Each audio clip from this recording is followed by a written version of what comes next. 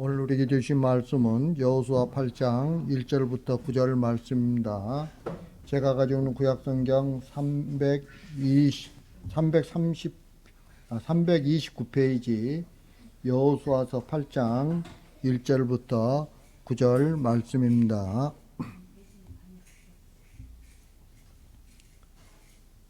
자, 우리 한 절씩 교독하겠습니다. 제가 가진 구약성경 329페이지 여호수아 8장 1절부터 9절 말씀입니다.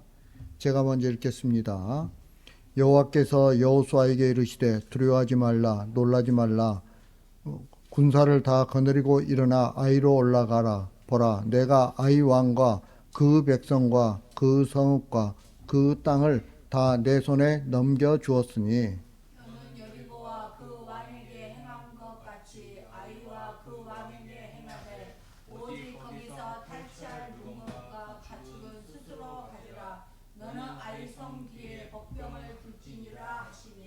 이에 여호수아가 일어나서 군사와 함께 아이로 올라가려 하여 용사 3만 명을 뽑아 밤에 보내며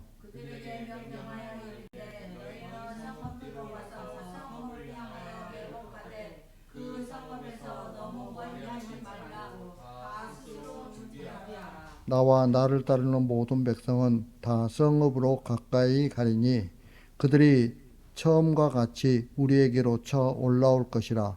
그리할 때에 우리가 그들 앞에서 도망하면 그들이 나와서 우리를 추격하며 이르기를 그들이 처음과 같이 우리 앞에서 도망한다 하고 우리의 유인을 받아 그 성읍에서 멀리 떠날 것이라. 우리가 그들 앞에서 도망하거든 너희는 매복한 곳에서 일어나 그 성읍을 점령하라. 너희 하나님 여호와께서 그 성읍을 너희 손에 주시리라. 너희가 그 성읍을 취하거든 그것을 불살라 여호와의 말씀대로 행하라. 보라 내가 너희에게 명령하느니라 하고 다 같이 그들을 보내매 그들이 매복할 곳으로 가서 아이 서쪽 베델과 아이 사이에 매복하였고 여호수아는 그 밤에 백성 가운데에서 잤더라. 아멘. 오늘 말씀은 두 번째 아이성 전투를 기록하고 있습니다. 하나님의 것을 훔친 아간을 죽인 후에 하나님께서 여호수아에게 다시 아이성을 공격하라고 명하시죠. 여기서 주목해야 할 사실은 아이성 재공격 명령과 정복 작전이 하나님에 의해 주어졌다는 점이죠. 아이성 1차 공격 당시 이스라엘은 하나님께 묻지도 하나님의 지시도 받지 않고 스스로 공격을 개시했던 것과는 대조를 이루고 있죠. 그러면 오늘 말씀이 우리에게 주는 교훈이 무엇인지 알아보도록 하겠습니다. 먼저 1절 말씀입니다. 1절 말씀 다 같이 시작. 여호와께서 여호수아에게 이르시되 두려워하지 말라 놀라지 말라 군사를 다 거느리고 일어나 아이로 올라가라. 보라 내가 아이 왕과 그의 백성과 그의 성읍과 그의 땅을 다 내 손에 넘겨 주었으니. 아멘. 하나님께서는 여호수아에게 아이성을 공격하라고 하시면서 두려워하지 말라, 놀라지 말라라고 이렇게 말씀하시죠. 이 말씀은 여호수아가 요단을 건너기 전에 당부하셨던 것과 같은 말씀이에요. 여호수아는 아이성에서 실패한 경험이 있죠. 따라서 다시 아이성을 공격할 때 실패한 경험에 의해서 두려움을 가질 수 있어요. 그래서 하나님은 두려워하지 말라, 놀라지 말라라고 이렇게 말씀하신 거죠. 왜냐하면 승리란 하나님의 손에 있는 것이지 인간의 손에 있는 것이 아니기 때문에 하나님께 이런 말씀을 하는 거예요. 우리가 세상을 살아갈 때 내 인간, 내 능력을 의지할 때는 우리는 자꾸 어떻습니까? 두려워해요. 두려워합니다. 그런데 하나님께서는 그렇게 하지 말라는 거죠. 나를 의지하라는 거예요. 하나님을 바라보라는 겁니다. 그럴 때 우리는 두려워하지 않고 놀라지 않을 수 있다는 거예요. 여호수아가 자기 자기들의 힘으로 아이성을 공격할 때의 실패를 생각하면 아이성 공격에 대한 두려움을 가질 수밖에 없어요. 다시 공격한다고 해서 승리할 수 있겠느냐라는 이런 염려가 마음속 깊이 자리하고 있죠. 그걸 극복하는 게 사실은 쉽지가 않아요.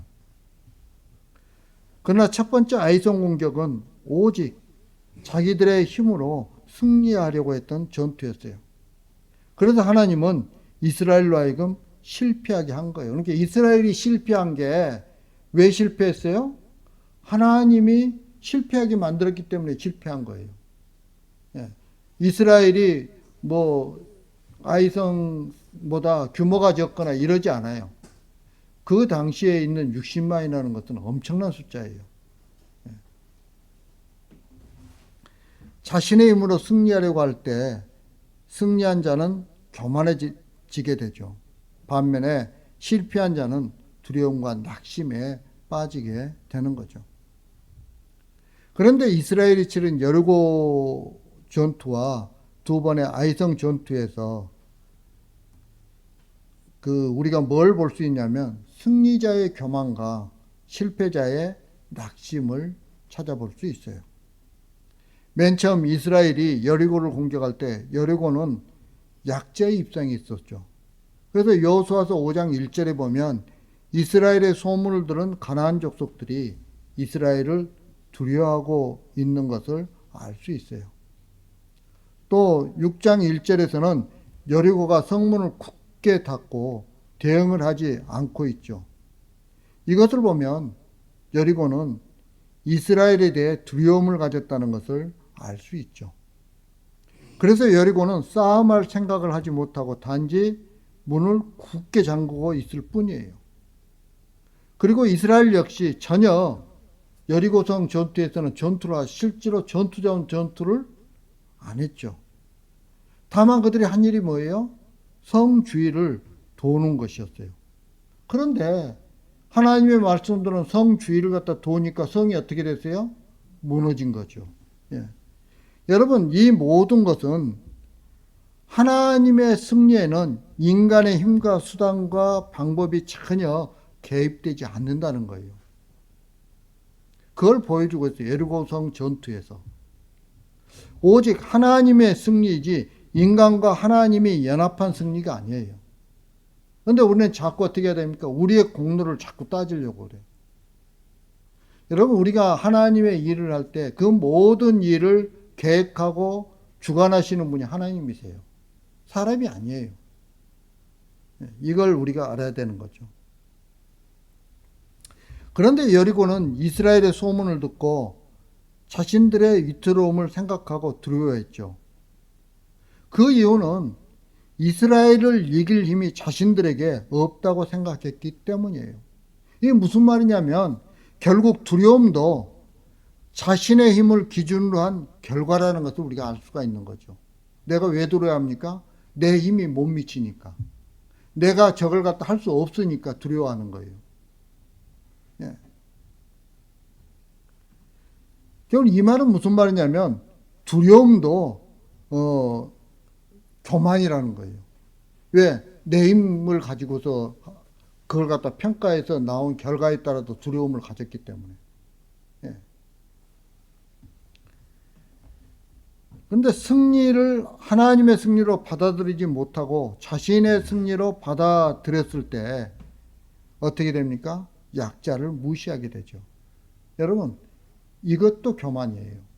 이게 교만이에요. 자신에게 힘이 있다고 생각하기 때문에 상대적으로 힘이 없는 자를 무시할 수밖에 없었던 거죠. 이 교만은 이스라엘이 여리고보다 작은 아이성을 무시하는 것으로 드러나요. 그래서 자신감을 가지고 아이성을 공격했지만 결국 실패라는 결과를 가져오게 된 거죠. 하나님은 자신의 힘을 의지하는 자의 편이 아니라는 걸 보여주는 거예요. 그게 이스라엘이든 아이성 백성이든 여리고 백성이든 상관이 없어요. 하나님은 하나님을 의지할 때 그 사람과 함께 하는 거예요. 예. 그런데 그런 하나님이 인간에게 힘을 실어준다는 것은 말도 안 되는 것이죠. 우리는 성도라고 하기 이전에 하나님을 먼저 알아야 해요. 하나님이 누구신가를 알고 하나님이 무엇을 요구하시는가를 깨달아야 되는 거죠. 그러면 인간이 자기 것을 주장하고 세상에 주어진 것을 자신의 힘이라고 주장하는 것이 곧 교만이라는 것을 알게 되는 거예요. 여러분, 교만한 자는 하나님을 대적하는 자예요. 하나님을 대적하는 자, 교만한 자는요. 예. 그래서 내가 교만하기 때문에 하나님의 적이 되는 거예요. 하나님을 대적하는데 당연히 하나님의 적이 되겠죠. 그래서 여호수아에게 두려워하지 말라고 하신 것은 싸움은 너희 힘으로 하는 것이 아니라는 거예요. 그걸 가장 잘 보여주는 게 누가의 싸움이에요? 성경에서 다윗과 골리앗의 싸움이에요. 예. 다윗이 골리앗에게 나갈 때 뭘 가지고 나갔어요? 여호와의 이름을 가지고 나간 거예요. 여호와의 이름을 가지고. 하나님을 의지해서 나아간 거예요. 그런데 본문을 보면 여리고성을 공격할 때와 다른 점이 있죠. 여러분 2절 말씀 한번 읽겠습니다. 2절 말씀 다 같이 시작. 너는 여리고와 그 왕에게 행한 것 같이 아이와 그 왕에게 행하되 오직 거기서 탈취할 물건과 가축은 스스로 가지라. 너는 아이성 뒤에 복병을 붙이니라 하시니. 아멘. 아이성을 정복했을 때 여리고와 마찬가지로 모두 멸하되 탈취할 물건과 가축은 스스로 가지라라고 말씀하고 있죠. 이것이 여리고 전투와의 다른 점이에요. 여리고에서는 물건과 가축을 가질 수 없었어요. 여리고에서 탈취한 물건과 가축은 이스라엘 것이 아니었죠. 즉 이스라엘은 여리고의 것으로 사는 자가 아니라는 것을 가르치려고 하셨던 거죠. 이스라엘은 세상 것으로 사는 자들이 아니에요. 예. 그런데 아이성에서는 탈취할 물건과 가축을 스스로 가질 수 있다고 말씀하세요. 이것은 분명 아이성의 것을 이스라엘에게 허락하신 것이죠. 그런데 여러분 이 사실을 우리가 잘못 이해하면 안 된다는 거예요. 다시 말하면 하나님은 우리에게 세상 것을 주시는 분이라고 생각하지 말라는 거예요. 물론 하나님은 우리에게 세상 것을 주세요. 전혀 안 주시는 게 아니에요. 우리에게 주시죠. 예. 아이성의 것을 이스라엘이 스스로 가질 수 있도록 하신 것과 같이 세상의 것을 스스로 취할 수 있게 하셨어요. 그러나 세상 것을 취하는 것이 목적이 되어서는 안 된다는 것을 우리는 알아야 되는 거죠. 여리고성의 것을 다 멸해야 했던 것은 이스라엘은 여리고의 것으로 사는 자가 아님을 가르치는 거예요. 하나님의 힘으로 사는 자가 이스라엘이에요. 그러니까 여리고의 것을 자기의 힘으로 삼지 말라는 거예요. 따라서 아이성의 물건을 가지라고 하신 배경에는 여리고의 것을 가지지 말라고 하신 말씀이 있는 거예요. 이게 무슨 말이냐면 아이성의 것을 취한다고 해도 너희는 아이성의 것으로 사는 자가 아님을 잊지 말라는 거예요. 그 물건을 취하지만 그것 가지고 사는 자가 아니에요. 그렇게 사는 자들이 누구예요? 이스라엘이에요. 그렇게 사는 자들이 오늘날 성도들이에요. 여러분 그래서 우리 역시 마찬가지예요. 하나님은 우리에게 세상 것을 허락하셨어요. 그러나 잊지 말아야 할 것은 성도는 세상의 것을 힘으로 삼는 자가 아니라는 거예요. 우리의 힘은 누구예요? 하나님이세요. 예.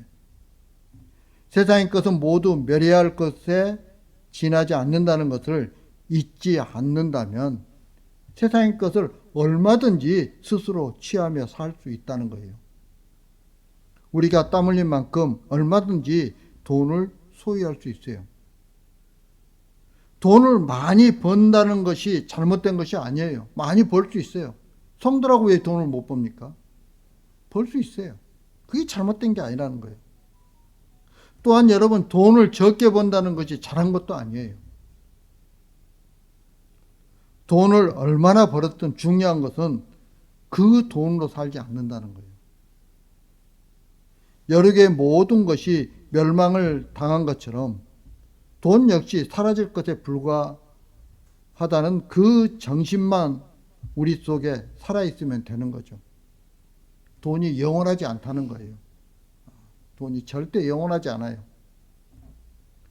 돈을 힘으로 삼지 않고 돈으로 사는 자가 아니라 오직 하나님으로 살아야 하는 거죠. 그리고 그리스도로 말미암아 하나님 안에서 즐거워한다면 아무리 돈이 많을지라도 그 사람은 성도인 거예요. 예. 이것을 아이성의 것을 스스로 가지라고 말씀하심으로써 우리들에게 가르쳐주고 있는 거예요. 여러분, 교만이란 돈이 많아서 교만해지는 것이 아니에요. 만약 돈이 많아서 교만해진다면 돈이 적은 사람은 자동으로 겸손해질 수 있다는 결론이 되잖아요.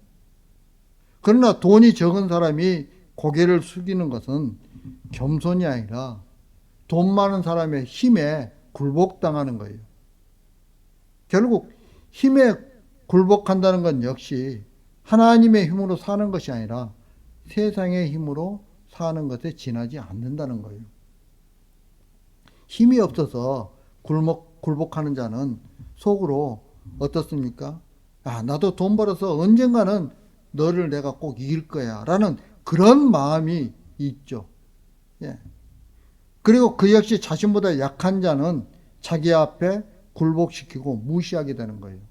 우리가 성경에도 잘 나오죠. 일반 달란 빚진 종이 500데나리온 빚진 종을 갖다 어떻게 감옥에다 집어넣잖아요. 자기는 탕감받고 나와가지고.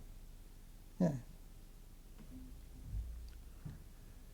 여러분, 이것이 바로 돈을 힘으로 삼는 것이고 교만이에요. 이렇게 사는 것이. 아이성 역시 이런 교만을 드러내죠. 이스라엘이 처음 아이성을 공격했을 때 아이성이 이스라엘을 이길 수 있었던 것은 아이성 편에 하나님이 계셨기 때문이에요. 아이성이 뭐 특별히 잘나서가 아니고 하나님의 아이성 편에 있었기 때문에 그들이 이길 수 있었어요. 이스라엘을. 그러나 아이성 편에 하나님이 계셨다는 것을 하나님의 아이성을 좋게 보셨다는 것으로 이해하면 안 된다는 거예요. 하나님이 왜 아이성 편에 있었어요? 하나님은 다만 하나님의 백성으로서 하나님의 힘으로 살아가야 할 이스라엘이 자기 힘을 의지하는 것을 징계하기 위해서 아이성 편에 서서 이스라엘을 실패하게 하신 거예요. 즉 이스라엘을 가르치기 위한 도구로 아이성을 사용했다는 거예요. 그러나 아이성은 이런 내막을 전혀 알지 못하죠. 하나님을 믿지 않으니 자기 편에서 하나님이 있어서 이스라엘이 실패한 것을 상상도 못하는 거예요. 그래서 그들은 자신들이 이스라엘을 물리친 것으로 생각을 했던 거죠. 그 결과 두 번째 아이성 전투에서는 하나님이 이스라엘 편에 서심으로 하나님의 적은 교만이라는 것을 드러내고 있는 거예요. 즉 하나님은 이스라엘이라는 국가를 치는 것이 아니고 또 아이성이라는 국가를 치는 것이 아니라 교만을 치는 거예요. 교만이 하나님을 대적하는 거예요. 결국 하나님의 적은 자기 힘으로 살려고 하는 교만이에요. 배후에 계신 하나님을 잊어버리고 내가 잘해서 좋은 결과를 가져왔다고 생각하는 것이 바로 교만인 거죠. 오늘 말씀에서 두 번째 아이성을 공격하는 방법이 여리고와 다르죠. 여리고 전투에서 이스라엘은 단지 여리고를 돌았을 뿐이에요. 전투를 위해서 작전을 짜거나 직접 여리고를 공격하지 않았죠. 그런데 아이성을 두 번째 공격할 때는 작전을 짜게 돼요. 용사 3,000명을 뽑아서 성 뒤로 가서 매복하게 하죠. 그리고 여호수아와 나머지 사람들은 아이성으로 가요. 처음 전투에서 승리한 아이성은 분명 이스라엘을 무시하고 마음 놓고 아마 공격을 했을 거예요. 그럴 때 여호수아와 나머지 백성들은 도망하는 척하면서 아이성 군사들을 유인하게 되죠. 그 사이에 매복한 병사들이 용사들이 아이성을 점령함과 동시에 유인한 아이성 군사들을 앞과 뒤에서 공격함으로써 그들을 전멸시키는 거죠. 그리고 이 작전대로 이스라엘은 승리해요. 그러나 여러분, 이건 역시 하나님의 일에는 인간의 작전도 필요하다는 식으로 오해하면 안 된다는 거예요. 이런 생각을 하는 것은 교만이에요. 여리고에서는 손 한 번 쓰지 않고 작전도 세우지 않고 승리했죠. 이것을 통해서 승리는 여호와의 손에 있다는 것을 분명해요. 이 사실을 바로 알고 있다면 아이성에서 인간들이 작전을 세웠다 해도 이기게 하시는 분은 누구라고요? 하나님이시라는 거예요. 이 고백을 할 수가 있다는 거예요. 결국 하나님이 하시니까 아무런 방법도 쓰지 말고 가만히 있어도 된다는 것이 아니에요. 인간이 그 어떤 방법을 동원해도 결국 이루시는 분은 하나님이시라는 거예요. 이걸 잊지 말라는 거예요. 우리가 뭘 하는데 막 전략도 세우고 막 하죠. 그리고 또 열심도 내죠. 그러나 그 모든 것들을 다 해도 그것 때문에 우리가 그 일이 이루어진 것이 아니라 하나님께서 이루셨다는 거예요. 네, 이걸 우리가 알라는 거예요. 깨달으라는 거예요. 그렇지 않고서 우리가 했다고 하면 어떻게 돼요? 교만이 되는 거고 하나님을 대적하는 게 된다는 거예요.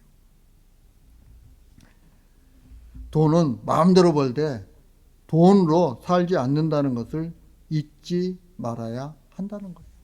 이걸 오늘 말씀 속에서 우리에게 말씀하고 있는 거죠. 이제 말씀을 마치러 갑니다. 사랑하는 성도 여러분, 두 번째 아이성 전투는 우리에게 하나님의 적은 교만이라는 것을 보여주고 있어요. 그리고 교만이란 자기 힘을 의지하고 자기 힘으로 스스로 이루려고 하는 것을 말하는 거죠. 기도 많이 해서 그 힘으로 자기 일을 이루려고 하는 것이나 성경을 많이 보고 11조를 잘해서 그 공로로 하나님의 덕을 보려고 하는 것, 이것 다 교만이에요.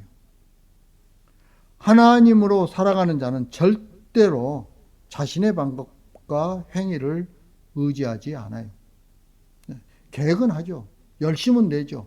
그러나 결과는 누구에게 있다고요? 하나님의 손에 있는 거예요. 이런 성도가 그리스도의 피만 의지할 수 있는 거죠. 따라서 나의 힘으로 여기는 모든 것을 포기한 채 오직 주님의 공로만 기뻐하고 감사하며 살아가는 저와 여러분들이 되길 주님의 이름으로 축복합니다.